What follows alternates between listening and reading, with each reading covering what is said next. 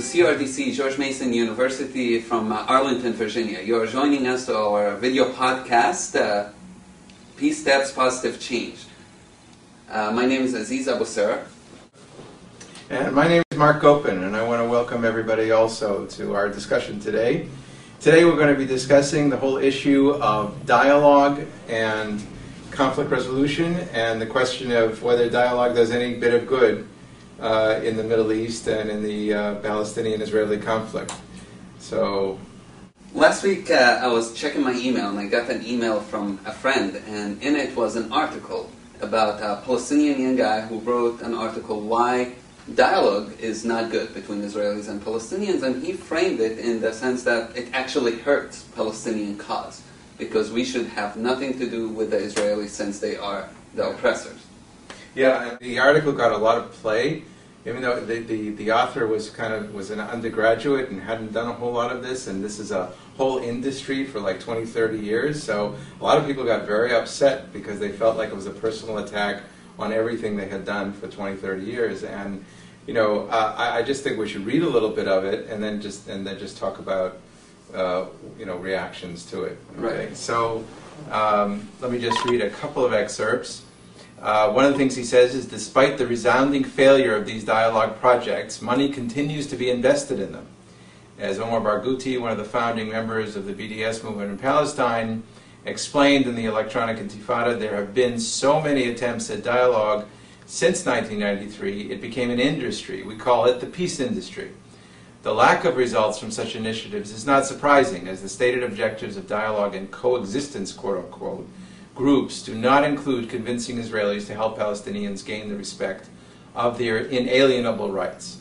The minimum requirement of recognizing Israel's inherently oppressive nature is absent in these dialogue groups. Rather, these organizations operate under the dubious assumption that the conflict, quote-unquote, is very complex and multifaceted, where there are, quote-unquote, two sides to every story, and each narrative has certain valid claims as well as biases. So, first thing I want to ask you is how you react, because you're a veteran of how many times you've been sitting there with Jews talking in the last 20 years of your life? Well, many, hundreds if not thousands of times. Right. So And what's your response? My first reaction to the article was, one, there are parts I actually do agree with him, and I think it is important to listen to people who disagree with our work and see why they disagree with it. And there are parts of their critiques that are actually true, and we should listen to it. And there are parts that we should have a dialogue with the people who disagree with us. When I read this, one is, in my work, there have been a lot of times discussions about the injustice done. It's not only let's sit and eat hummus together and have fun, enjoy our time. There is that as well, but there are true discussions and there are talks of actions as well that we could do together. And that's what the writer here ignores, that there's a place, there's a lot of organizations, a lot of people who are doing good work. And he definitely lumps every peace organization, there are 300, in one group and says, you guys doing nothing. It's all just that you don't even talk about the real issues. And that's not true. We do talk about the real issues. Right. And I thought that, one of the interesting things where I think it got a lot of play is because he was so categorical about his condemnation. And that's always an interesting way to provoke a discussion. I worry, though, that the agenda was not to make this work better. It really was to try to stop all of this work, right, because of an anti-normalization trend of saying that these two countries should be completely separate, there should be a resistance to all forms of communication, and this should be a completely different approach to victory, right, and victory of Palestinian national identity.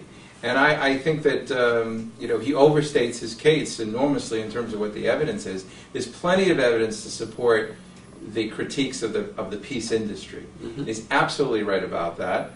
And a lot of the focus on dialogue and the mistaken focus of the West on saying we want to promote Palestinian-Israeli dialogue, that's a big mistake. The dialogue is for the purpose of partnership on an equal basis.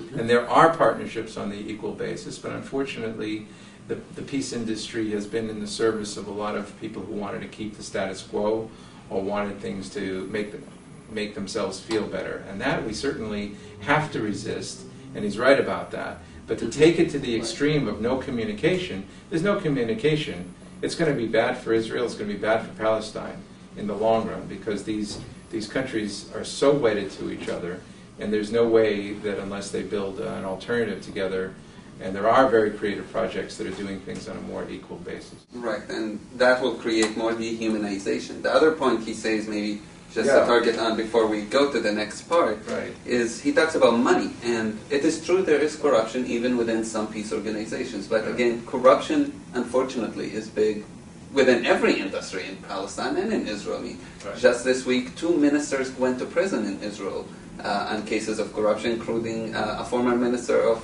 finance. And the prime minister is under indictment now. Right, so just because there are some who misuse money doesn't mean everybody is, and that's in every field. People need to be held accountable, but it doesn't mean that everybody who's working in this direction is corrupt. Right. Do you want me to read the second quote?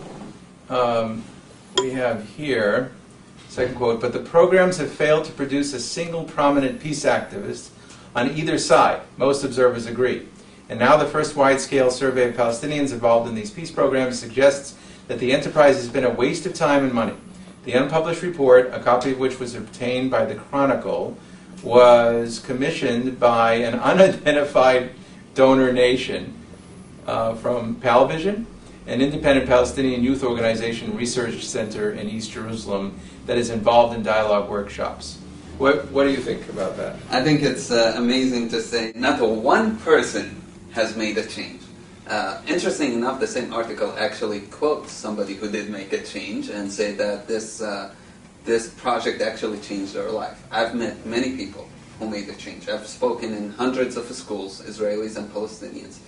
I met people, Israelis, who in the beginning literally wanted to throw me out of the classroom, and by the end of it came with tears and said, "This has made me see Palestinians in a different perspective just by listening to you for the first time meeting a Palestinian."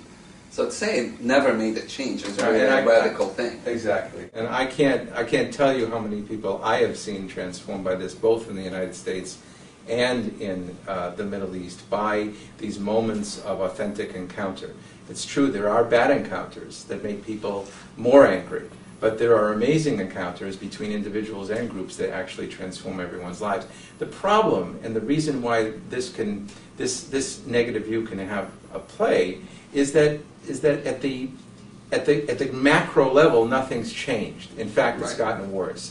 And what the mistake is, from a conflict analysis point of view, is that when people say, this hasn't worked, this methodology is bad, there's two possibilities. One is that the methodology is wrong.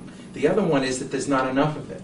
Mm-hmm. And to critique something because weaponry gets billions and billions, actually according to recent accounts by a very good survey, is that $12 trillion has gone into war in the Middle East in the last 60 years, 12 trillion, and then a few million go into dialogue.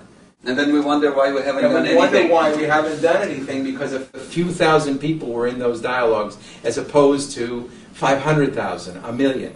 Right. And what would have happened then in terms of paradigm shifts and critical masses. So it's good to critique dialogue, but to categorically crush it when it has a fraction of the funding that has gone into armaments is very short-sighted, and it's not looking at the complicated. We need more of it. We need more cooperation. More and better. We do need to look at what kind of work is happening, and it is things that target the problem. It is things that bring people together, not avoid harder questions, but actually to talk about it. And I remember in the war in Lebanon, a lot of people didn't want to talk, didn't want to meet because they were afraid of conflict. And I had an Israeli partner who I did a radio show with, and we met and talked, and we disagreed in the beginning, and we had some emotions, but we worked it through, and then we did a show about it. Sure. And we said, here's where we stand. We against this. We against the war because it's hurting both the Israeli and the Palestinian and the Lebanese community at that time, but we had to deal with it. And it is true that some people avoid it. Thank you for listening to us, watching us. You're with us from George Mason University, CRDC in Arlington, Virginia. You can learn about our work more at our website, www.crdc.gmu.edu.